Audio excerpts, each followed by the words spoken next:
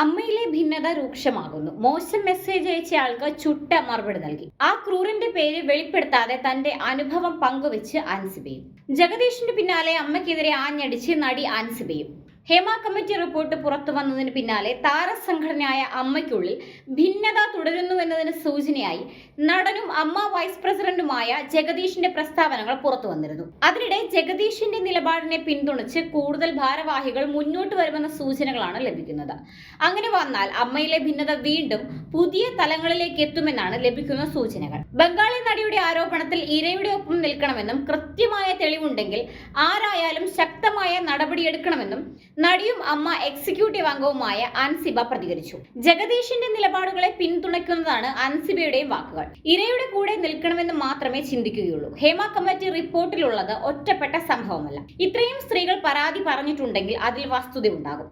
Report ഗൗരവത്തോടെയാണ് കാണുന്നതെന്നും ഉത്തരവാദിത്തപ്പെട്ടവർ വേട്ടക്കാരുടെ പേരുകൾ പുറത്തുവിടണമെന്നും അൻസിബ കൂട്ടിച്ചേർത്തു. തൊഴിലെടുത്ത് തനിക്കും മോശം അനുഭവം ഉണ്ടായിട്ടുണ്ട്. മോശം മെസ്സേജ് അയച്ച ആൾക്ക് ചുട്ട മറുപടി കൊടുത്തു. മറുപടിയിൽ വിഷയം അവസാനിപ്പിച്ചുവെന്നും പരാതിപ്പെടാൻ പോയില്ലെന്നും അൻസിബ കൂട്ടിച്ചേർത്തു. എന്നാൽ മെസ്സേജ് അയച്ച ആളിന്റെ പേര് പുറത്തു പറയാൻ അൻസിബ തയ്യാറായില്ല. ഹേമ കമ്മിറ്റി റിപ്പോർട്ടുമായി ബന്ധപ്പെട്ട് താരസംഘടനയായ അമ്മയിലും പ്രശ്നങ്ങളുണ്ടെന്ന സൂചനയുമായി ജഗദീഷിന്റെ രംഗപ്രവേശം കേരളം പ്രതീക്ഷയോടെയാണ് ചർച്ച ചെയ്തത്.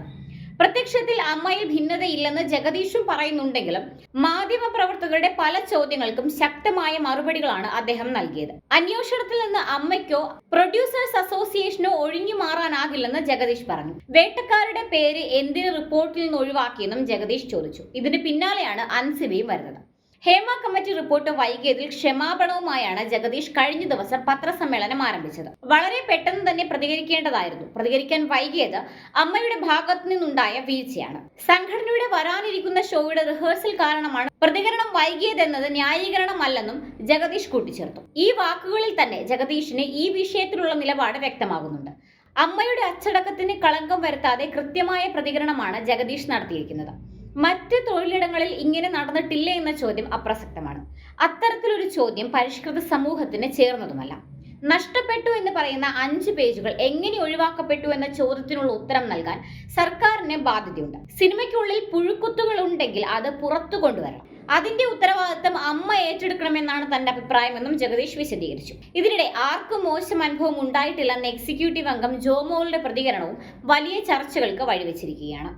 എന്നാൽ അൻസിബ ഇതിന് വിരുദ്ധമായ നിലപാടിലാണ്.